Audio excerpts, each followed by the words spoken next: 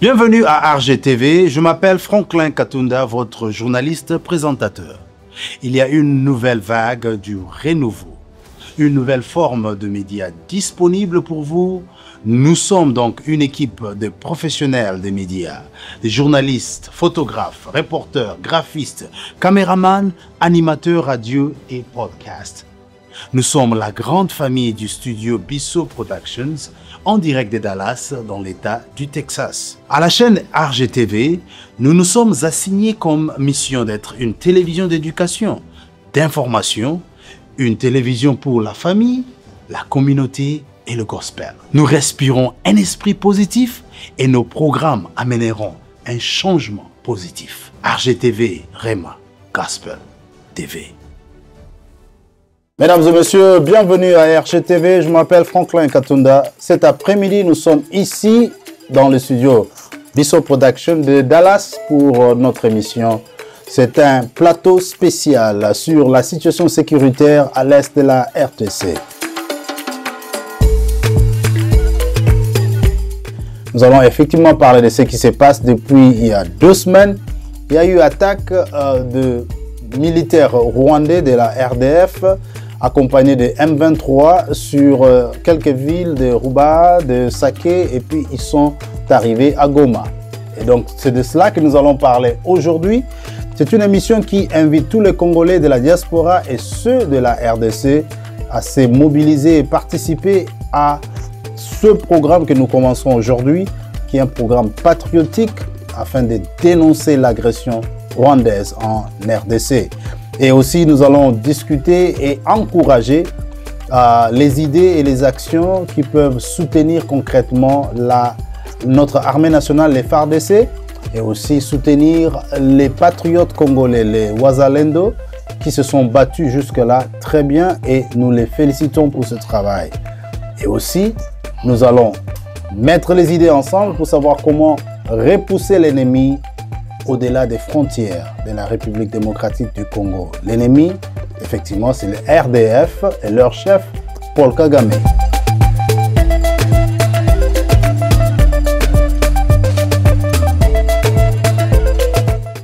Mesdames et messieurs, nous voulons vous dire aussi que nous avons essayé de faire cette émission à 2 reprises. Donc, le direct a été interrompu sans raison probable par les propriétaires de YouTube et les propriétaires de Facebook.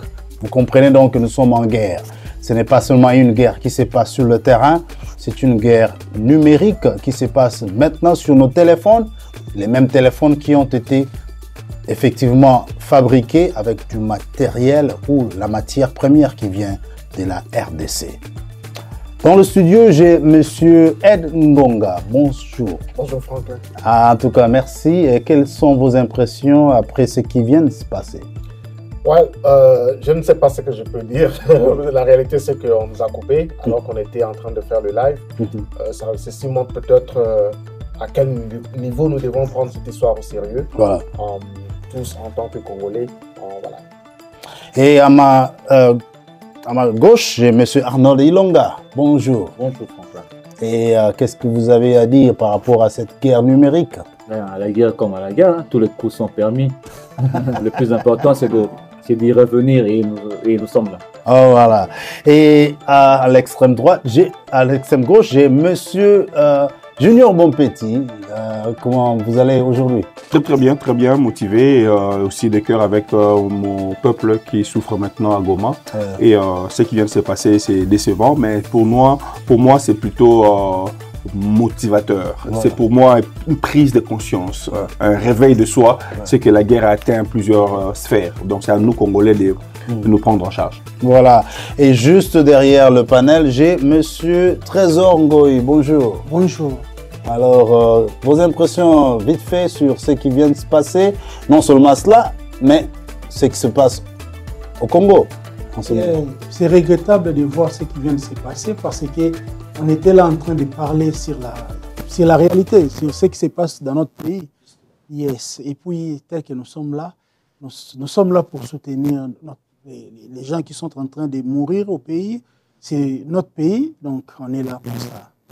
Merci beaucoup. Et donc, le 5e invité sur le studio, c'est monsieur Moses Kabod. Bonjour. Bonjour, monsieur Franklin. Comment ça va? Ouais, ça va très bien, bien que je suis un peu affecté par ce qui vient de se passer avec cette guerre numérique.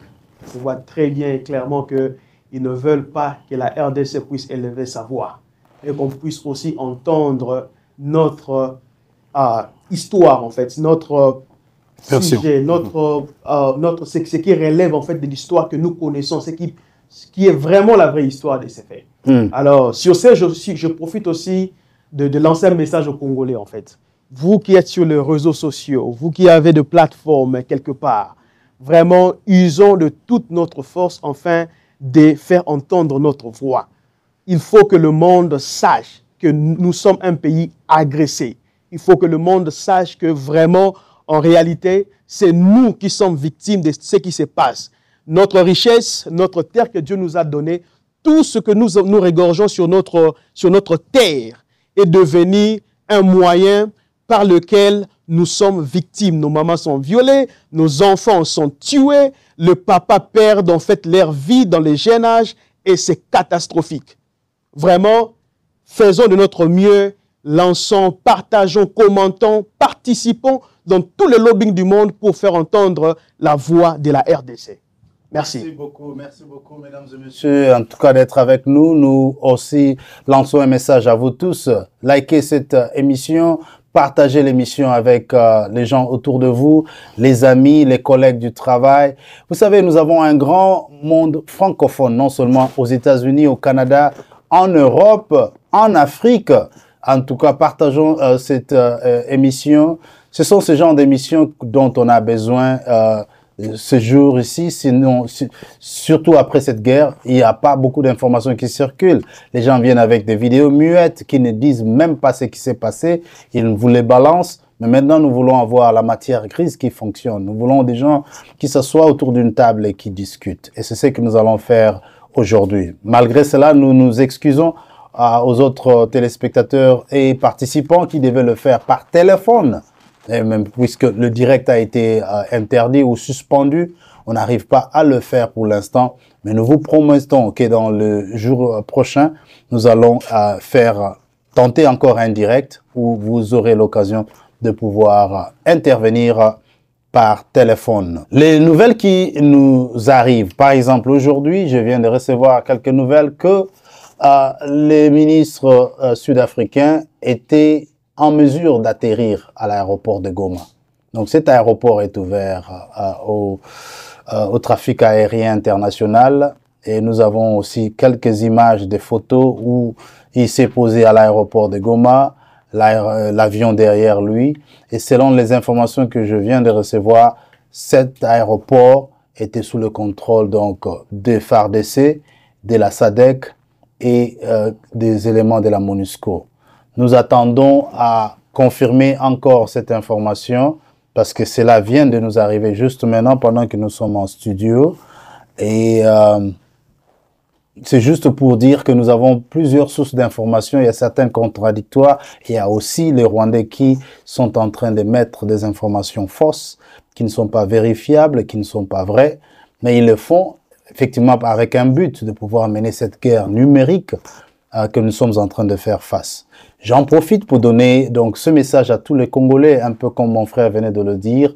Nous devons être en mesure de parler en français et en anglais, aussi dans les langues nationales, en Lingala, en Swahili, en Kikongo et en Chiluba. Nous devons être en mesure de véhiculer l'information sur le Congo non-stop. Ça commence avec la guerre de Goma et puis ça ne s'arrête pas. Est-ce qu'on peut le faire? Oui. Nous avons des Congolais dans le monde anglophone, ceux qui évoluent dans les pays anglophones du monde. Vous pouvez véhiculer ce message en anglais. Il y a des Congolais qui sont dans les pays francophones. Vous pouvez aussi le faire de la même façon. Nous voulons que le message commence à passer. Nous voulons que la version congolaise puisse être entendue par le monde. Je commence donc avec M. Ed Ngonga pour la 3e fois. Quelle est votre analyse de l'agression rwandaise en RDC 30 ans après? Bon, mon analyse, il est simple, il est clair et net, et prouvé par les rapports des Nations Unies, des experts des Nations Unies, et par tout le monde aujourd'hui. Ah, vous avez vu au Conseil de sécurité la semaine dernière, on demandait au Rwanda de faire partir ces soldats qui sont sur le territoire pour le temps. Il s'agit d'une agression. Ouais. Donc, et ceci n'a pas commencé aujourd'hui, comme vous l'avez dit, ça a commencé il y a 28 ans passés.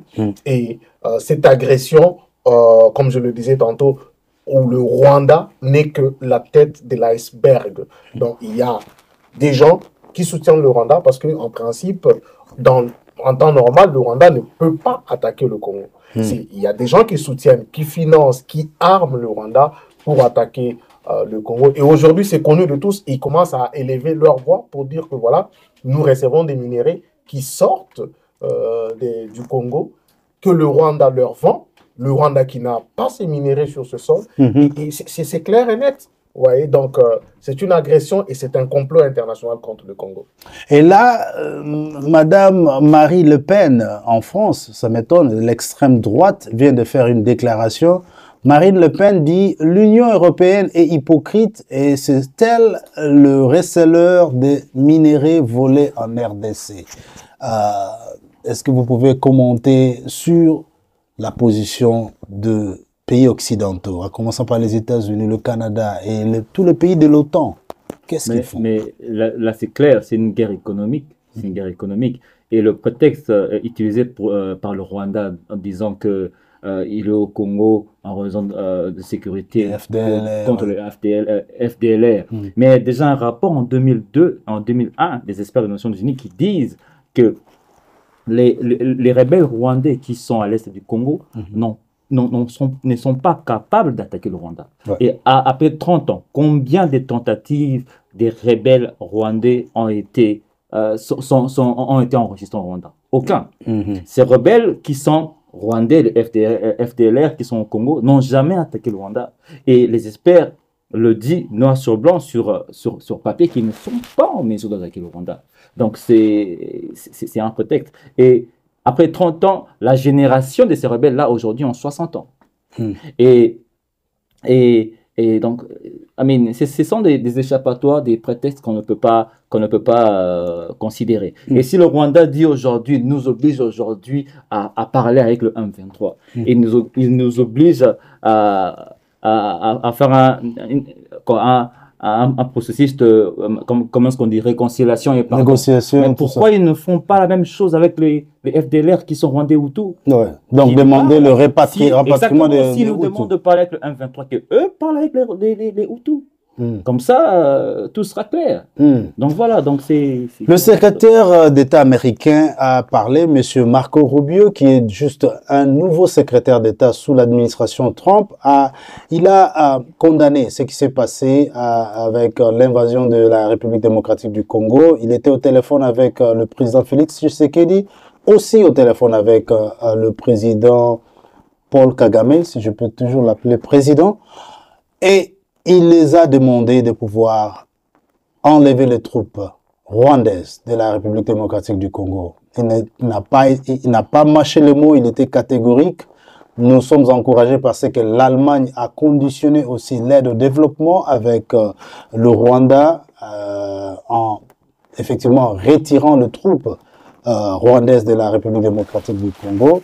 Nous apprenons aussi que le secrétaire aux affaires étrangères du Royaume-Uni a emboîté le même pas, demandant donc à son gouvernement de pouvoir imposer des sanctions sur M. Paul Kagame. Ça, c'est juste le début.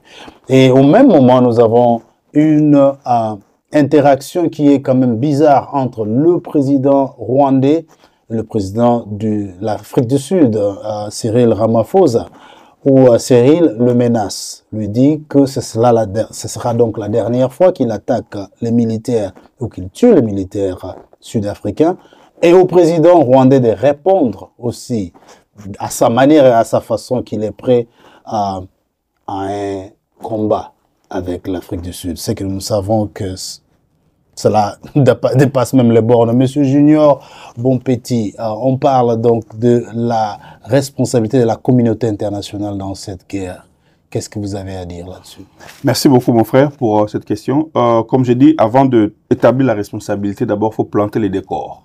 Les décors ici, comme je l'ai dit, tantôt avant qu'on en coupe, c'est que la définition même de la folie, c'est de faire les mêmes choses plusieurs fois et d'attendre des résultats différents. Ouais. Alors, ici, il faut diagnostiquer, poser de bons diagnostics. C'est qu'il y a 3 acteurs ici, même 4. 3 parce qu'il y a la communauté internationale, il y a le Rwandais ou le Rwanda, animé, présidé par Kagame, et il y a des complices internes congolais, et il y a aussi, je vais dire, les victimes congolaises. Alors, qu'est-ce que la communauté internationale cherche les minéraux? Puisque la communauté internationale ou ces pays-là, ils ont des usines, de raffineries des coltans congolais.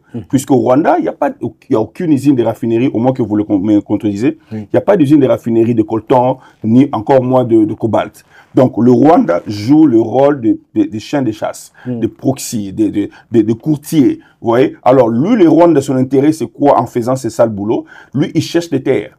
Monsieur Kagame, il a dit, récemment, il avait dit au Bénin, lui, il cherche des terres. Vous voyez? Donc, il cherche des terres congolaises en RDC. Alors, ça, c'est son objectif. Alors, les proxys internes, ce sont les Congolais qui acceptent au coût de billets de banque.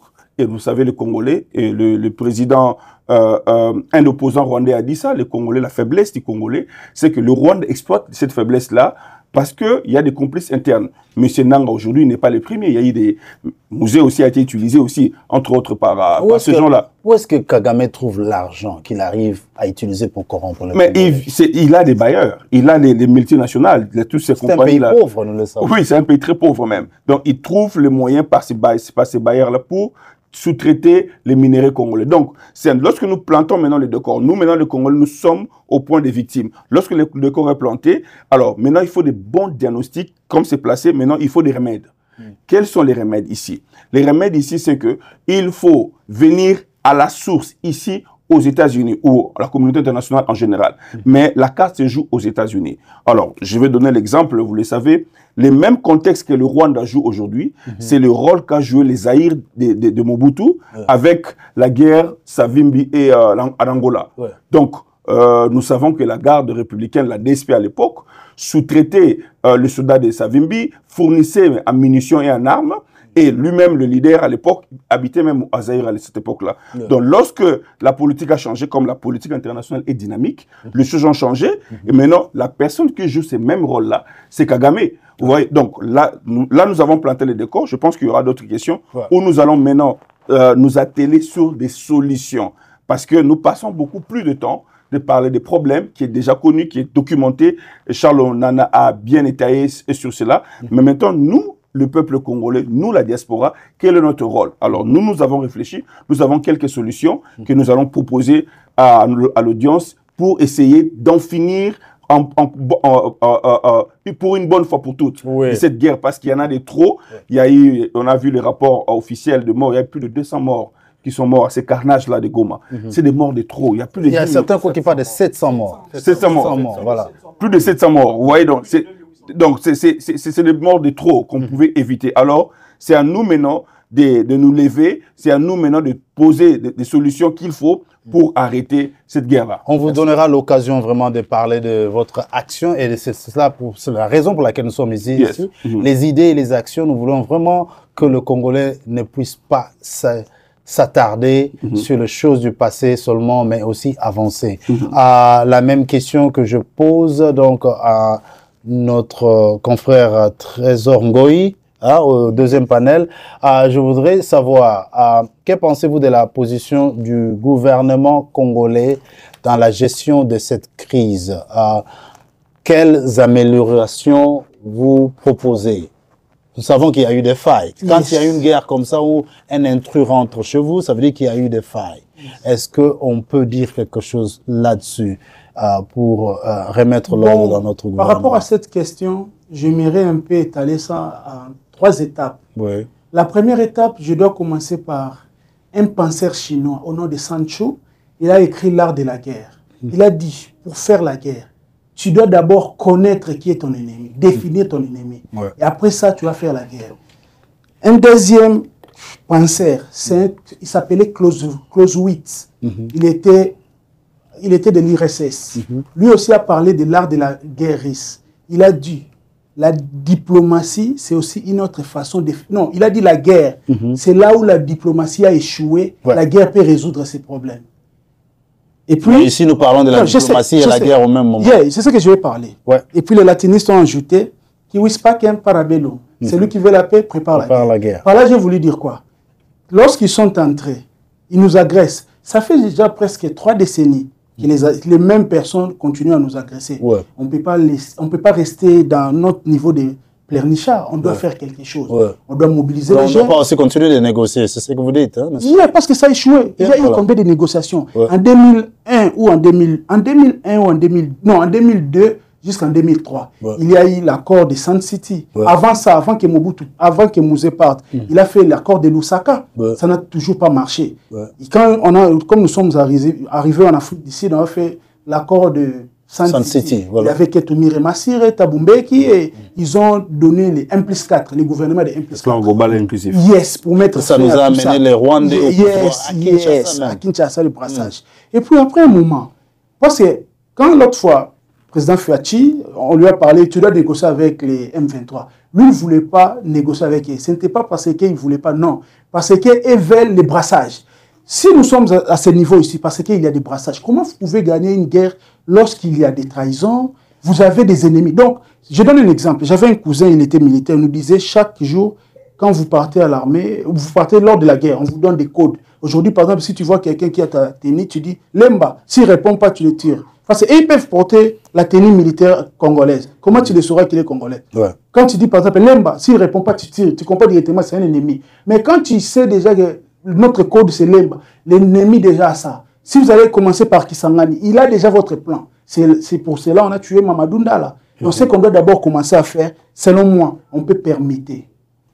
Comment vous pouvez laisser les gens qui ont échoué pendant 10 ans dans la même place? Vous pouvez permettre les généraux, vous coordonner un peu d'une autre façon, vous pouvez avoir des stratégies. Donc il y a changement des généraux, ce qui est très important. Et d'ailleurs, en parlant des changements des généraux, il y a eu des cas où nos avions Sukhoi n'ont jamais décollé, les drones congolais n'ont jamais décollé, et nous avons des régiments de militaires formés, bien encadrés, qui avaient des matériels d'artillerie fortes. Et on a vu ça même dans les émissions, dans les vidéos. Ces gens sont dans Goma. Et il n'y a rien qui s'est fait, rien qui s'est produit, ne fût-ce que la semaine là des attaques ou le week-end des attaques. Quelque part, on se pose la question si les généraux avaient fait leur travail. Nous apprenons aussi, toujours dans le cas de la presse, que les généraux ont quitté Goma pour aller se réfugier à Bukavu, laissant les troupes sur le terrain seules. Ça, ce n'est pas une bonne façon de faire les choses. Nous allons continuer de poser des questions pour savoir ce qui se passe, ce qui s'est passé réellement au niveau du commandement de l'armée. Et la prochaine question que j'ai... Aller beaucoup plus loin avec les questions. Vous voulez toucher la même question? Exactement, parce que vous savez, lorsque vous savez que telle personne vous agresse, ou vous avez un voleur qui vous a envoyé des notices pour vous dire que nous allons arriver. Nous allons attaquer, Vous savez ce que vous devez faire. Normalement, on va chercher des moyens pour se protéger. Mais on avait des moyens. Et nous allons commencer à veiller pour ça. Quand je parle de ça, je ne parle pas seulement dans le point où il faut se battre militairement, peut-être. Ou peut-être s'attarder seulement sur la diplomatie. Mais il y a aussi le travail sur le terrain. Vous savez, quand vous regardez la position géographique de Goma, c'est un cul-de-sac. Vous voyez? Il faut se poser la question pourquoi ils attaquent seulement, ils entrent par les mêmes voies, ils essayent de prendre le même ville et toutes ces choses. Ça fait plus de 30 ans. Nous devons réfléchir sur ça. Nous devons savoir qu'est-ce que nous devons mettre en place. Oui, mais mon frère, il y avait des instructeurs roumains engagés par l'armée congolaise, je veux dire par le gouvernement congolais, pour faire le travail avec les FARDC. Ils étaient là sur place à Goma. Et vous les avez vus dans les images, quitter Goma pour rentrer. Bien sûr, mais vous savez toujours, ça ne sera pas la responsabilité des étrangers de faire le Non, je veux dire qu'ils étaient... Non, ce sont des gens qui étaient utilisés comme experts, parce qu'ils savent comment mener certaines guerres. Alors, ils étaient là, c'était pas comme juste des combattants, mais c'était des instructeurs.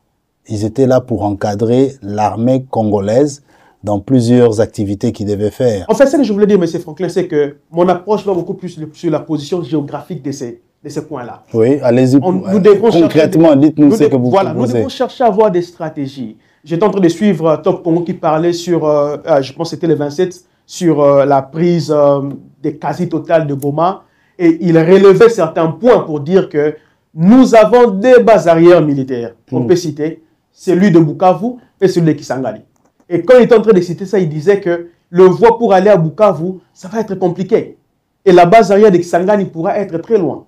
Mais pourquoi on ne réfléchit pas dans le contexte à changer, à multiplier des bases arrière? Parce qu'il y a aussi question de manœuvres militaires que nous devons faire. Les drones et les avions Sukhoi, ils étaient dans quelle ville? Ils devaient partir de quelle ville? C'est une bonne question à poser. C'est une bonne question. Non, mais je peux répondre à ça parce que d'abord, ici, il faut donner un grand soutien à nos FARDC. Ouais. Moi, étant que fils de militaire, et je connais, lorsqu'il y a la guerre, ce sont nos pères, ce sont nos mères qui sont au front. Et ils payent de leur vie, leur sang tombe pour l'intégrité territoriale.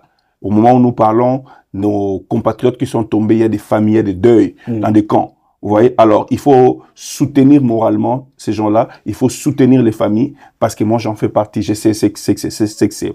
Alors, pour parler de ces questions précises, c'est que le Rwanda a ce qu'on appelle le missile solaire, donc pour faire tomber le Sukhoi. Donc, ça ne pouvait pas décoller. Et ils embrouillaient aussi le GPS. Et depuis, le gouvernement a parlé de cela. Oui. Ouais, donc, c'était déjà ça la stratégie pour clouer nos avions par terre, pour ne pas intervenir. Donc, c'est à nous maintenant aussi de la gestion de l'information. Et lorsque nous avons dit que nous pouvons bombarder le Rwanda à partir de Kinshasa, ils ont vu le Sukhoi et tout ça, les Congolais, nous sommes excités, nous le publions. L'ennemi voit l'armement que nous avons et il cherche le contre-attaque. Vous voyez? Donc, c'est à nous un peu de garder aussi les armements que nous avons pour ne pas donner à l'ennemi les moyens de sa défense. Et ce que je sais, c'est que tous les armements du Congo ne sont pas encore dévoilés. Il y en a d'autres qui sont encore là, secrets. Et il y a des régiments militaires qui sont là, secrets, que le Rwanda n'est pas au courant. C'est au moins une bonne chose. À monsieur Ed, on revient sur vous. Nous sommes là. La guerre devient numérique. Ou elle était déjà numérique. Vous pensez que les Congolais sont en retard quand il s'agit de la guerre numérique? Absolument, nous sommes vraiment en retard. Vous n'avez qu'à regarder ce que nous publions pendant que nous sommes en pleine guerre. Cette guerre, c'est une guerre psychologique aussi. Moi, j'ai vu dimanche, il était ici, quelle heure? Il était, je crois, 3 heures du matin. J'ai vu quelqu'un dire que les M23 annonçaient que Goma est tombé. Quelqu'un là, c'est un journaliste prolifique.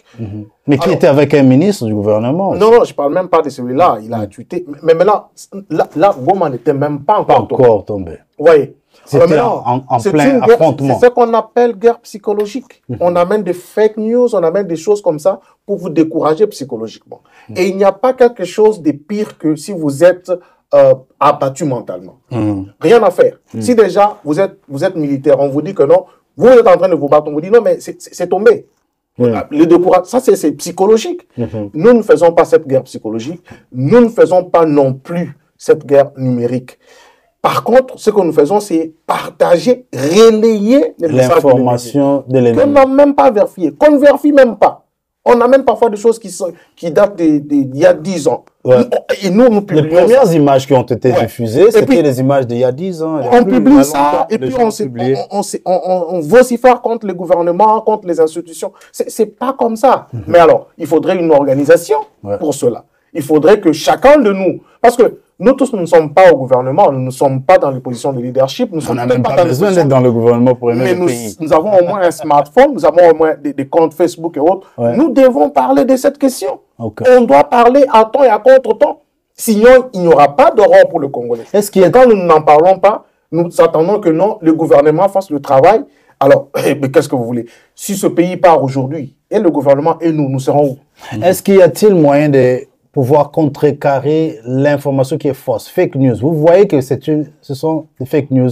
Vous prenez cela, vous rediffusez cela en écrivant que ceci est un fake news pour des raisons suivantes. Absolument. Si on est sûr que le font, les Américains le font. Ouais, on est sûr que c'est un fake news. Il faut faire comprendre aux gens que c'est un fake news. Ne vous alarmez pas. Ouais. Ouais. Et ça, c'est notre travail. C'est le travail de tout Congolais. Nous devons faire ça. Nous avons les comptes réseaux sociaux. Nous devons de faire ça si on aime ce pays. Et on ne peut pas être là en train de relayer.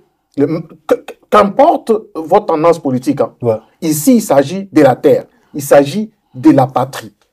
Ce n'est pas un problème de l'UDPS, de PPRD et consorts. Je vois les gens contents et publient ça sur les réseaux sociaux parce que Goma est tombé. Avec ces milliers de morts dont on parle, et nous sommes contents et on s'est dit patriotes. Il y a un sérieux problème de patriotisme. Et ça, c'est du sommet à la base, je suis désolé, mais c'est ça la vérité. Nous devons faire cette guerre numérique. Ouais, mesdames et messieurs, le chef de l'ONU, donc de Peace Operations, monsieur Jean-Pierre Lacroix, déjà pendant que les affrontements se faisaient sur Goma, avait annoncé sur Bloomberg Newspaper qu'il y a au moins 3 000 à 4 000 soldats. Je ne parle pas des M23. Soldats rwandais sur le territoire congolais. Et ils étaient déjà arrivés aux alentours de Goma et avaient déjà engagé la guerre. Nous avons vu des images de certaines personnes arrêtées parmi le Wazalendo qu'on avait désarmé, assis par terre, et on nous a fait croire que c'était les membres donc de la FARDC, donc ce sont des militaires. Mais en regardant bien en face, voyant ceux qui étaient là, c'était effectivement des patriotes Wazalendo qui sont des volontaires dans cette guerre. Mais le Rwandais, donc la plupart de médias sociaux rwandais ont utilisé cela pour démontrer, avec leurs commentaires bien sûr, que les militaires des FARDC se rendent déjà donc à l'ennemi ou aux Rwandais qui étaient là, les militaires.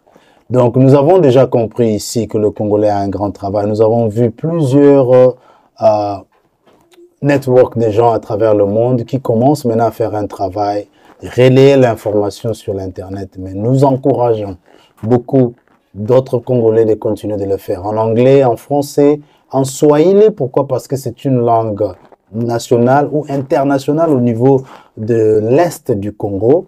Les gens en parlent swahili, que ce soit en Tanzanie, au Rwanda, au Burundi, au Congo, en Zambie, et ainsi de suite. Donc nous devons vraiment faire un travail de vulgariser le message sur la perspective du Congolais. Qu'est-ce que vous connaissez donc de cette guerre et des enjeux dans la guerre? Quel est le rôle de la diaspora congolaise? Que peut-on faire concrètement pour soutenir la souveraineté, défendre la souveraineté de notre pays?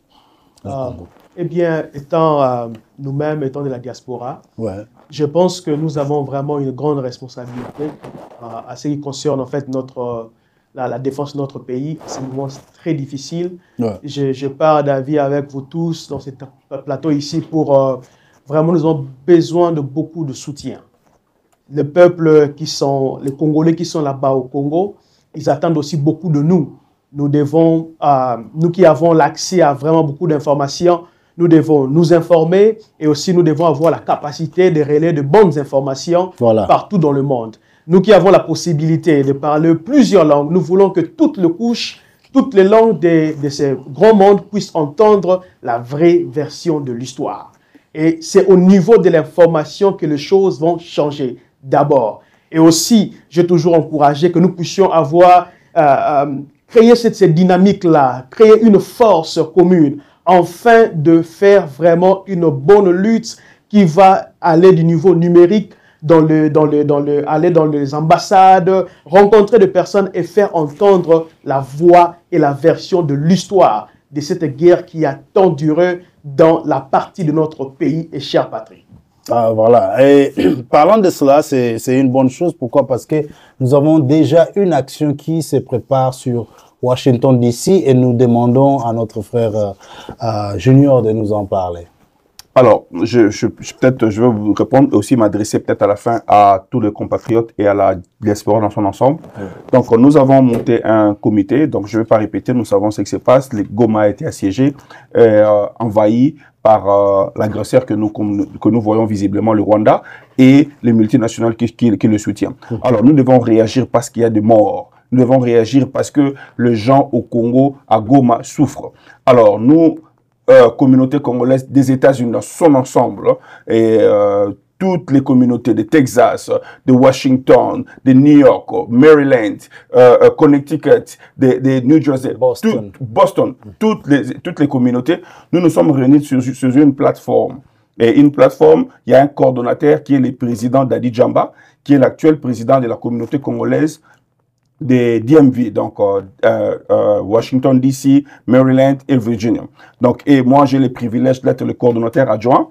Et pour ça, et nous avons d'autres personnes, monsieur Makanda de New York et tout ça, toutes les communautés sont représentées. Alors, nous projetons faire une action parce que on peut parler, mais nous devons réagir. Réagir parce que nous sommes aux États-Unis et les États-Unis, ça va faire un mois maintenant, même moins d'un mois, depuis le 20, où il y a eu la nouvelle administration de Donald Trump qui a une nouvelle façon de voir les choses, une nouvelle vision, parce qu'il dit que l'Amérique rentre, l'Amérique fort, et il veut ramener la paix, il veut négocier et taire les armes au monde.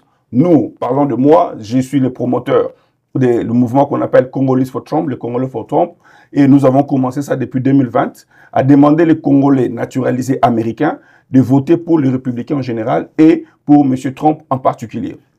Alors, mes pères ont jugé bon que ce mouvement soit ensemble pendant que le président Trump est là, et nous avons bâti campagne pour lui. Nous avons demandé aux Congolais américains de voter pour lui. C'est le moment pour lui d'exiger aussi aux Américains de regarder le problème du Congo. Parce que le Congo a dans son coffre-fort ce que les États-Unis ont besoin. Vous voyez, avec les voitures électriques, les batteries électriques, la nouvelle technologie, tout ça, ils demandent les minéraux congolais. Alors, le Congo est au cœur des enjeux. Alors, c'est à nous, peuple congolais, de nous battre pour nous-mêmes. Alors, sur ces, nous avons une grande marche organisée pour le vendredi 7 février. Donc, dans moins d'une semaine, aujourd'hui, nous sommes samedi le 1er février. Donc, dans 6 jours, le vendredi 7 février à 10 h à Washington, D.C. Nous serons là. Nous allons commencer, nous allons tous nous rencontrer au Congrès américain, au Capitol Hill. Donc, nous allons faire le Capitol Hill, nous allons faire la Maison Blanche, le State Department, et nous allons chuter à l'ambassade du Rwanda, parce qu'il faut le pointer. Nous allons chuter là-bas à l'ambassade du Rwanda, à Washington. Alors, nous demandons à tous les Congolais, nous comptons beaucoup avec nos frères congolais qui sont à Washington, D.C., à Maryland, à Virginia, nos frères qui sont non loin, à New York, à 2 h. Nous avons vraiment besoin de vous, parce que ici, c'est le nombre. Lorsqu'ils verront 1000 Congolais, 2000 Congolais dans la rue, les gens ici vont bouger. Parce que nous avons besoin d'une grande manifestation. Nos frères sont en train de mourir. Vous n'avez pas besoin de garder votre zone de confort. Alors, ce jour-là sera un vendredi, un jour ouvrable. Pourquoi un jour ouvrable? Parce que nous ne voulons pas faire la manifestation le week-end pendant que dans la ville, il n'y a personne. Il n'y a pas d'autorité. Ouais. Alors, nous avons besoin de faire ça pendant qu'ils sont là. Alors, les gens nous ont dit, il fait froid. Mes frères et sœurs, j'ai eu le privilège de participer à l'inauguration du président Trump. Nous avons eu l'invitation par rapport à notre campagne. Nous étions là cette semaine-là et vous savez que ça a été reporté à l'intérieur parce qu'il faisait sérieusement froid.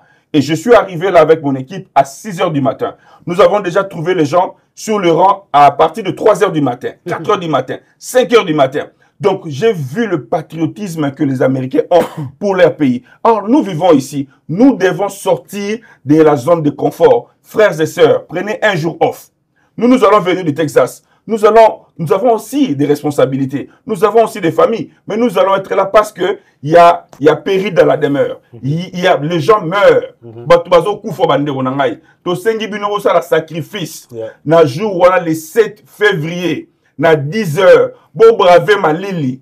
Il y a Washington. Il y a Maryland. Il y a Virginia. Bande quoi New York. Bo brave malili. Bo vanda ba manteau. Bo tuni biso ba parking aux alaté. Vous avez un train, vous avez un métro. Vous avez un métro, na gare métro, où ils avant State Department, où ils avant Capitole, au Garé Moutoukano, aux 8 métros, au rejoindre Bisso.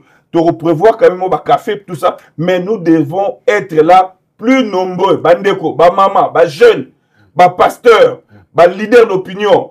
Nous avons besoin de vous pour le 7 février, vendredi 7 février à 10 h. Nous allons tous nous retrouver là. Et d'autres détails, tu repères sa mobilité parce que il y a trop d'infiltrés et ceux beaucoup mis sur place, tu repères sa raison pratique et nous avons pris toutes les dispositions possibles pour la sécurité. Donc la police est informée, nous serons sécurisés, boya na kimia et puis le remoko, to sengi bino bandeko, to ya kolobela Congo, to ya kolobela Congo, to boyi ba message oyo to soutenir Palestine. Tu as un message au Israël, tu as un message au Ukraine, au Russie. Non, biso to yako lobela, mboka na biso, Congo la RDC, boya na drapeau, il y a RDC, bolata bilamba ya RDC, bolata bilamba ya FARDC. Tu yako lobela Congo. Y a-t-il une raison pour lobela Congo ba boya lobela biloko mususu? Non, il y a une raison. Il y a une raison. Et quoi expliquer? Merci pour cette question. La raison c'est quoi? C'est que il faut s'inspirer de la stratégie de l'ennemi. L'ennemi qu'est-ce qu'il fait? Le Rwanda dit qu'ils vendent déjà depuis les années leur génocide. Avec le génocide des Juifs. Donc, on ne peut pas comparer ça. On ne peut pas comparer. Les Juifs ont souffert. On ne peut pas comparer les deux. Alors, ils ont fait ces rapprochements-là. Alors, lorsqu'ils vont voir que le peuple congolais, vous avez des drapeaux des Palestine et tout ça, ils vont utiliser cet argument-là contre nous. Parce que si vous êtes avec l'Israël, vous êtes avec les États-Unis. Alors, nous ne pouvons pas, nous-mêmes tous à la base, à notre destruction.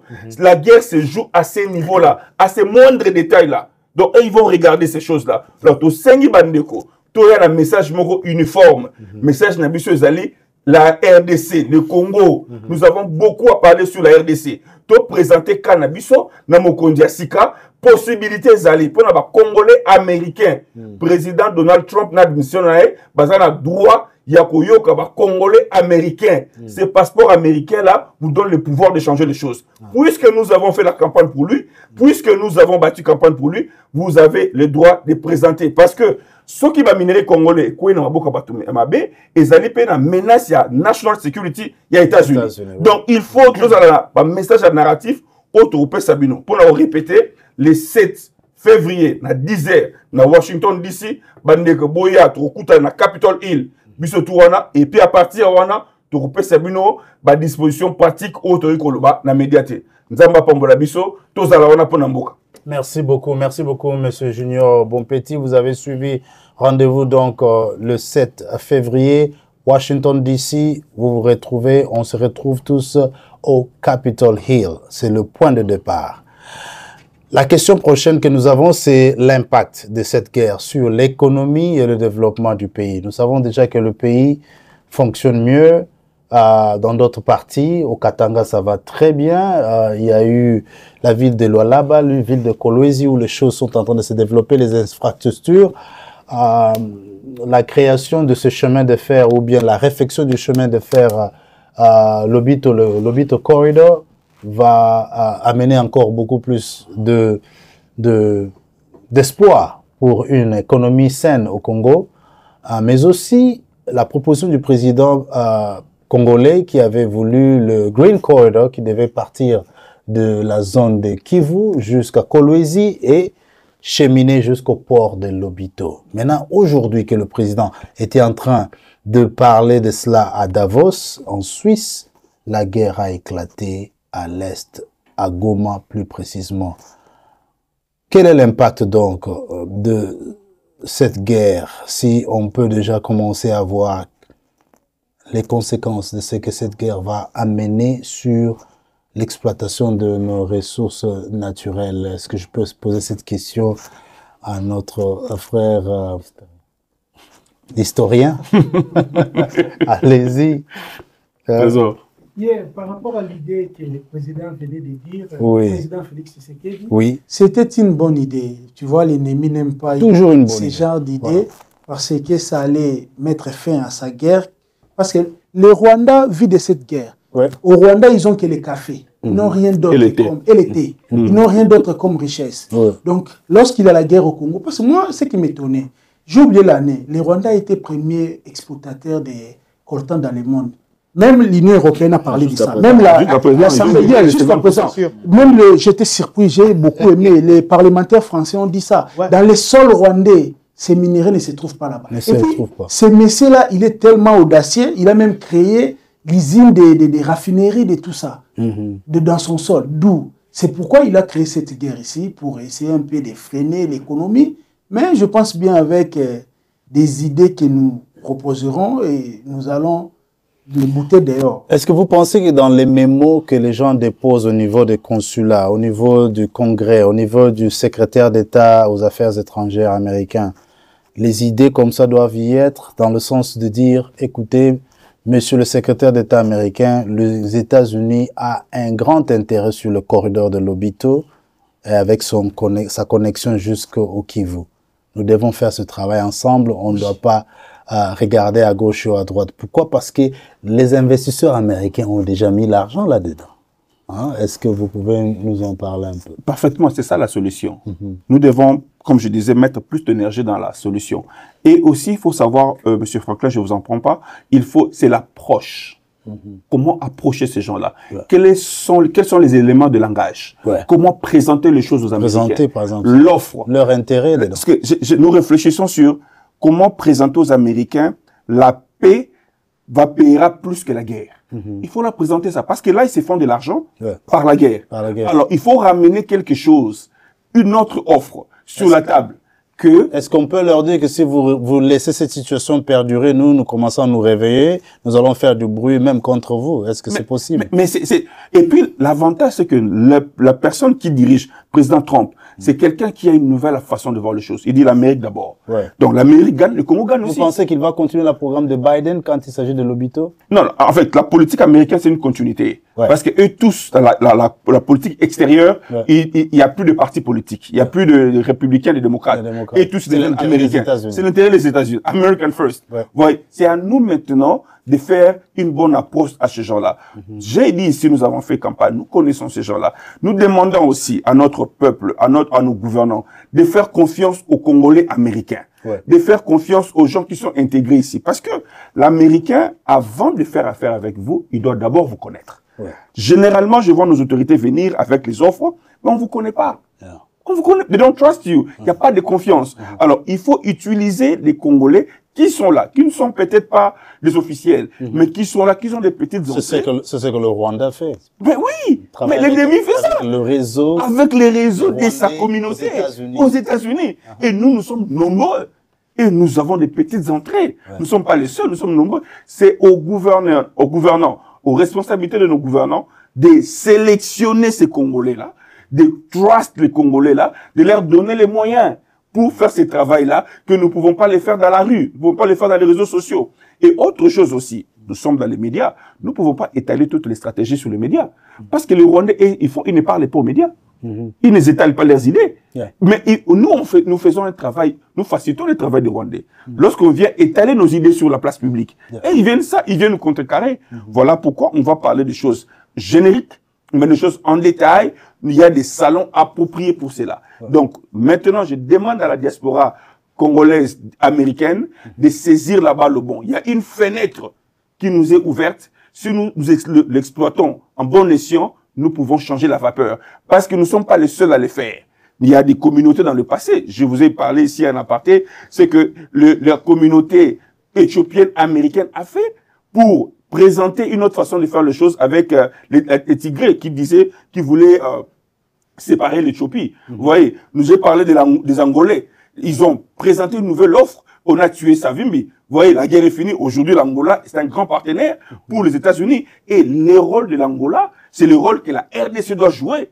Un partenariat fiable, un partenariat privilégié avec les États-Unis pour booster les choses. Parce qu'aujourd'hui, le monde n'est plus unipolaire. Le monde est multipolaire. Avec les BRICS maintenant, qui montent. De t'interrompre un tout petit peu. Pour avoir de la crédibilité, il faut avoir une bonne présentation. Et il faut faire une bonne présentation, il faut avoir un programme. MAGA est un programme. Ensemble du président français était un programme. Yes Weekend. Yes Weekend était un programme. le gouvernement d'aujourd'hui a quel programme? L'IDPS doit avoir un programme, une idéologie claire qui doit être imprimée, qui doit être la base de la ligne que tout Congolais doit avoir. On doit avoir ce qu'on appelle des think tanks, c'est-à-dire des hubs où on partage l'idéologie claire. Et cette idéologie doit être présentée. Aujourd'hui, si Kagame a eu pendant, je sais pas, 30 ans cette crédibilité, parce qu'il a présenté un programme pour son pays. Il a dit, OK, je veux commencer à voler le Congo. C'est ce qu'il a dit. Et il l'a présenté. Et dernièrement, il venait de présenter aux Américains qu'effectivement, il y a eu problème au Congo. Il dit qu'on est en train de tuer les Tutsis parce qu'ils sont minoritaires dans les Kivu. Et le dernier congrès, le congrès de Biden, les a écoutés par rapport à cela. C'est maintenant là que nous devons maintenant balayer ces mensonges. Voilà. En amenant maintenant la vraie version de la guerre aussi. Voilà pourquoi j'ai toujours dit que le gouvernement sur place doit présenter un programme actif et agressif en ce qui concerne ces problèmes de nos frères Nyamulenge, qui sont congolais. Discours, en un mot, ils sont congolais et ce sont nos frères. Et il faut des campagnes. J'étais étonné de savoir que jusqu'à présent, il y a des camps de réfugiés Nyamulenge à Kigali. Mais pourquoi? Il faut ramener tous ces frères-là. Parce que c'est ce que le Rwandais aujourd'hui utilise comme raison. Voilà, donc c'est... Je voulais ajouter il y a eu une réunion mixte entre les deux armées où ils ont démontré que le FDLR n'existe même plus en territoire congolais dans le sens qu'ils ne sont pas offensifs, ils ne sont pas nuisibles donc à la sécurité du Rwanda. Je vais vous faire rire. Excusez-moi de juste une petite ajouter un truc. On a demandé aux Rwandais dernièrement. Vous estimez à combien les nombres des FDLR? Il n'y a aucune réponse jusqu'à présent. Incapable. J'allais dire, c'est ce qu'il vient de dire à propos de comment on peut faire pour attirer les Américains, à commencer à travailler avec nous au lieu d'aller avec les Rwandais. Je vais d'abord expliquer un truc. Le général de Gaulle disait, les pays ne sont pas amis. Il y a que les intérêts qui sont amis. On a vu ça, les Américains ont fait ça partout où ils passaient. Il y avait un moment, l'Amérique soutenait l'Iran. Pourquoi? Pour que l'Iran fasse la guerre contre l'Irak de Saddam Hussein. Pendant ce temps ici, ils sont ennemis de l'Iran. Donc tout peut bousculer. Ça demande de l'intérêt. Est-ce que vous ne pensez pas que tout peut changer avec Kagame? C'est ce que j'allais dire. Parce que moi, je ne sais pas, nous sommes tous dans le domaine de l'histoire, nous comprenons ce que nous avons appris, la géopolitique et tout, et nous faisons aussi les analyses de presse. Nous sentons une faiblesse maintenant en Kagame. Il est dépassé, il est vraiment... Si je peux dire quelque chose là-dessus, parce que en fait, en réalité, comme je l'ai dit un peu plus haut, parfois on est toujours un peu épidermique, émotionnel. On ne fait pas une analyse froide et approfondie. Il y a quelques temps en arrière, le gars n'est pipé mort, il disait rien, il était calme. Et regardez-le maintenant. Ce n'est pas anodin. Ce n'est pas anodin. C'est pas comme s'il fait de la farce. Il s'est fâché, il commence à s'attaquer à tout le monde. On dirait quelqu'un qui est devenu fou. Il y a quelque chose qui est en train de se faire. Peut-être que nous ne voyons pas. C'est vrai, le gouvernement et les officiels, ils ont leur tard et tout ça. Mais il faut quand même être honnête, reconnaître que sur le plan diplomatique, le président fait un travail. Le président Fachi. Le président Tshisekedi, bien entendu. Le président Tshisekedi fait un travail qui commence à se faire remarquer par le fait... D'abord, avant, on ne parlait même pas, on ne disait pas que c'était le Rwandais. On ne le citait pas. Tu cites le Rwanda à Kinshasa, tu as des problèmes. Aujourd'hui, le chef de l'État le fait. Il a commencé à parler, Et nous, nous prenons ça comme de la blague. Nous prenons alors que c'est en réalité des choses des fruits commencent à venir. Regardez-le comment il s'est emporté.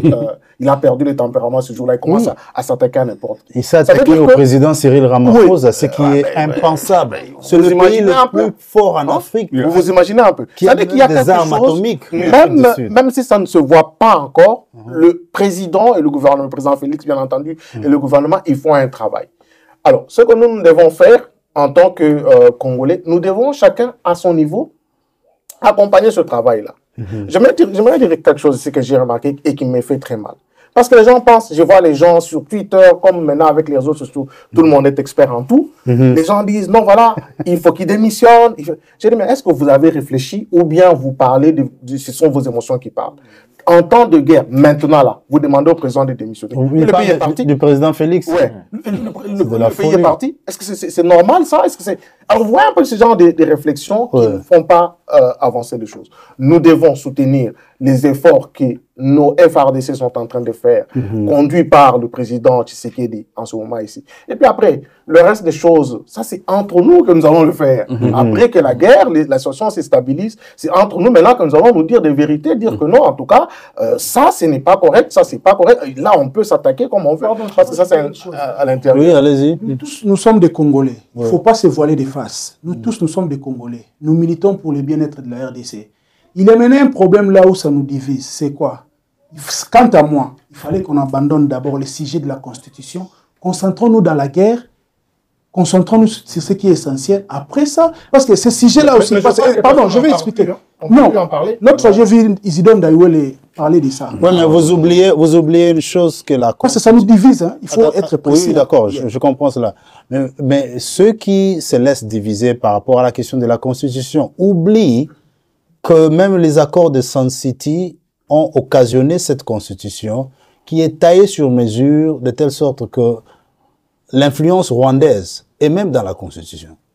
Donc c'est ça, c'est un peu... Les gens regardent seulement le mandat du président, mais ils ne regardent pas les autres aspects de cette Constitution pour lesquels on est en train de chercher des amendements. Pourquoi j'ai dit ça? Vous savez pourquoi j'ai dit ça?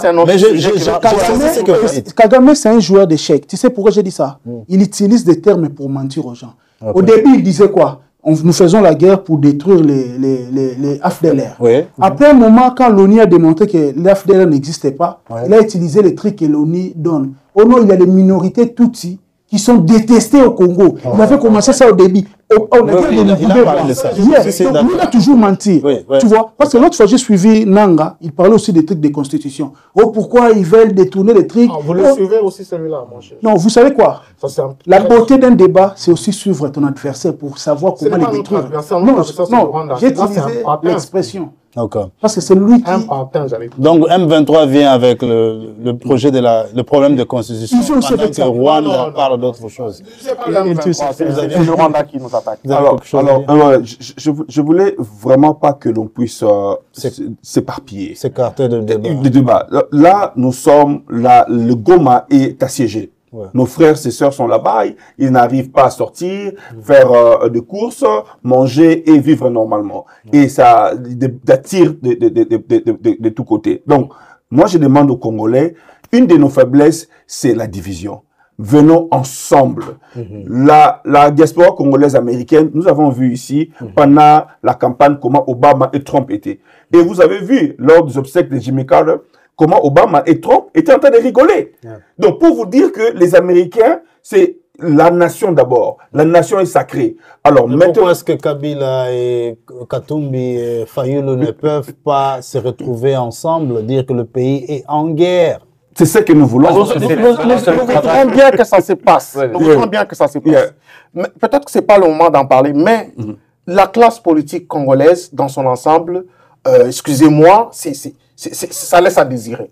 Vous comprenez? Et je peux vous dire que le peuple doit s'élever. L'une des choses que moi j'ai aimé avec la marche, en dehors du vandalisme, en dehors du vandalisme qui s'est passé, cette marche a été spontanée. Ça veut dire que les gens ont pris conscience. Ces gens, les politiciens, ils nous ont mis dans les pétrins depuis tout ce temps. Et ils sont là pour leurs intérêts. Je vous donne juste un petit exemple. L'ami qui est parlé, le gars qui est parti au M23, qui était au MLC à l'époque, je ne vais pas citer son nom, il est parti au M23. S'il avait gagné aux élections, partirait-il au M23? Non. Ces gens sont là pour des intérêts personnels et pas pour les intérêts du peuple. C'est regrettable. Le peuple doit s'élever lui-même. On n'a pas besoin d'eux. Est-ce qu'on doit les chercher dans leur maison? Non, je ne dirais pas ça. J'ai dit qu'il faudrait que nous levions nous-mêmes. Ne comptons pas sur ces gens. Parce que ces gens sont là pour leurs propres intérêts et ça s'est prouvé à maintes reprises. Je vais finir mon idée parce que je n'ai pas fini. Mon idée, c'est que au-delà des réflexions, au-delà de ce qu'on fait là, c'est bien, mais nous devons mettre la main dans la poche. On dit l'argent, c'est le nerf de la guerre. Les Congolais, nous savons faire beaucoup de choses, mais lorsqu'il s'agit de mettre la main dans la poche, de mettre la main dans les sacs pour sortir de l'argent, on est incapable. Aujourd'hui, notre cause n'a pas atteint l'opinion publique américaine. Non! Aujourd'hui, si nous sommes, le census 2022 dit il y a à peu près 300 000 Congolais dans tous les États-Unis. Si au moins 10% des Congolais, on prend 30 000 Congolais, nous mettons ne serait-ce que 10 $. 30 000, ça nous fait 300 000 $. Papa Franklin, avec 300 000 $, nous pouvons toucher CNN, Fox News, ABC. Nous allons toucher la presse écrite, New York Times. Tout ça parce que il faut ramener la cause à l'opinion publique américaine. Il faut le toucher. Lorsque l'opinion sera touchée, ça va directement pousser tous ces gens-là, les politiques, les policymakers, à faire quelque chose, à agir. Alors, une autre action. Nous demandons aux Congolais, vous qui êtes là, vous n'allez peut-être pas venir à la marche. Nous avons mis un numéro ZEL. Je crois que M. Franklin va parler de ça. Nous vous demandons votre contribution. 10 $, 50 $, 20 $ pour des frères et sœurs qui vont se déplacer. Ils auront besoin du café. On a besoin d'argent pour organiser les choses. Nous vous demandons quelque chose. Nanda Kunayo, naebi que crise il y a confiance les alliés, mais essayons de rebâtir sur de nouvelles bases. Il y a crise de confiance, mais on ne peut pas rester bras croisés parce qu'il y a eu crise de confiance. Merci. Moi, je ne serai pas là à Washington parce que je n'ai pas pris de congé pour ça, mais je vais contribuer pour les gens qui vont partir. Voilà, nous devons commencer par faire quelque chose. On ne peut pas rester... Parlant de cela, nous avons le numéro ZEL qui est là, 817 323 40 30. Encore une fois, 817 323 40 30. Nous avons que 5 minutes de rester pour notre émission. Je vais en profiter aussi pour parler d'une action qui est aussi faite par des Congolais ici à Dallas. Il y a notre jeune sœur qui s'appelle Myriam Mulamba qui a commencé un travail qui est en train de faire le Call for Congo. Le Call for Congo, ça veut dire Every Voice Counts. Vous pouvez vous enrôler avec elle pour commencer à appeler. 10 000 calls, 10 000 appels, c'est ce qu'ils sont en train de chercher dans 10 jours. Donc, à partir de hier, vendredi, ils ont engagé cette action pour attraper ou envoyer 10 000 appels téléphoniques vers les membres du Congrès. Ils appellent ça, ils ont les hashtags qu'ils appellent Call for Congo. Comment ça se passe? C'est que vous appelez votre local representative, vous allez à www.congress.gov/members. Ça vous donne la liste des membres de congrès de chaque district aux États-Unis. Alors, vous pouvez être à Maine, vous pouvez être à Boston, ou Washington, Texas. Vous appelez votre congressman et vous lui parlez du Congo. 2 calls of action. La première, quand vous le faites, vous appelez votre local representative et vous lui demandez des sanctions contre le Rwanda et le M23 parce qu'ils sont en train de déstabiliser la région de l'Est du Congo. Le deuxième appel que vous faites, vous allez donc la deuxième action que vous allez faire, c'est créer une chaîne réaction. Vous appelez 5 personnes et vous leur demandez aussi de faire des appels à leur representative au Congrès. De telle sorte que de votre appel, vous puissiez multiplier cela aux autres personnes. Donc, every call multiply. Donc, ça vient de notre sœur Myriam Mulamba qui habite ici à Maman Myriam, j'aurais besoin de vous voir. Une jeune dame, en tout cas, qui fait un bon travail. Elle dit, every call multiplies, every choice matters. Let's flood Congress with an action. Félicitations. Félicitations, Maman Myriam. Hein? Myriam, mais je voulais ne pas, en tout cas, oublier cela pour terminer. Nous avons, d'après mes observations, vous allez me dire si c'est pas vrai, un homme politique ou, je ne sais pas, acteur de notre gouvernement que nous voulons féliciter pour le travail que cette personne a fait depuis et pendant la guerre de Goma et même après. Mesdames et messieurs, la ministre des Affaires étrangères, Madame Thérèse Kayikwamba Wagner. Amazon du Congo. Cette femme, elle est vaillante, intelligente, sage, forte. Elle brave. Non seulement elle parle très bon français, elle parle très bien anglais. J'aime bien. Elle est dans les officines, elle est dans le tribune des Nations Unies, au Conseil de sécurité. Non seulement elle le fait à l'intérieur, mais elle sort à l'extérieur. Elle brave le froid, elle entend et elle rencontre les manifestants. Elle parle avec elle. Elle est vraiment le battement du cœur des Congolais maintenant. tous ceux qui me suivent savent. Si vous ne le savez pas, allez chercher Madame Thérèse Kayikwamba Wagner.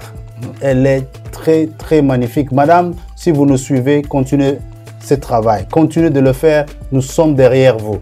Chaque fois que vous parlez au Conseil de sécurité des Nations Unies, puisque vous êtes donc l'ambassadeur numéro 1 ou bien vous êtes ministre des Affaires étrangères de la République démocratique du Congo, nous allons vous soutenir. Nous prions pour vous. Nous sommes à vos côtés. Parce que jusque-là, jusqu'à preuve du contraire, dans le gouvernement congolais, je ne parle pas du président, le gouvernement congolais, c'est la seule personne qui est number one qui fait un bon travail. Mais je vais classer un mot pour Madame Thérèse Kayikwamba Wagner. En tout cas, une femme courageuse, intelligente. En tout cas, vous faites notre fierté, Excellence. En tout cas, nous vous portons dans le cœur, nous vous portons dans nos prières. Continuez comme ça. La communauté congolaise des États-Unis dans son ensemble vous soutient et elle est prête à travailler avec vous. Merci. Merci beaucoup. Nous avons donc 30 secondes de rester. Merci d'être branché sur RGTV. La série donc des émissions sur la situation sécuritaire à l'est du Congo va continuer. Merci de nous suivre.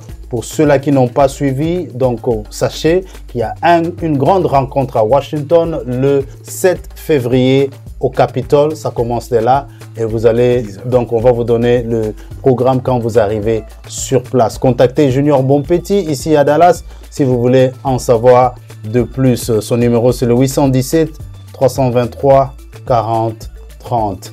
Mesdames et messieurs, merci de suivre RGTV, la chaîne, la meilleure chaîne de proximité. Malgré que l'ennemi a voulu nous attaquer, ils ont suspendu nos 2 lives qu'on venait de faire tout à l'heure ce matin. Nous avons continué à faire cette émission enregistrée parce que nous aimons le Congo.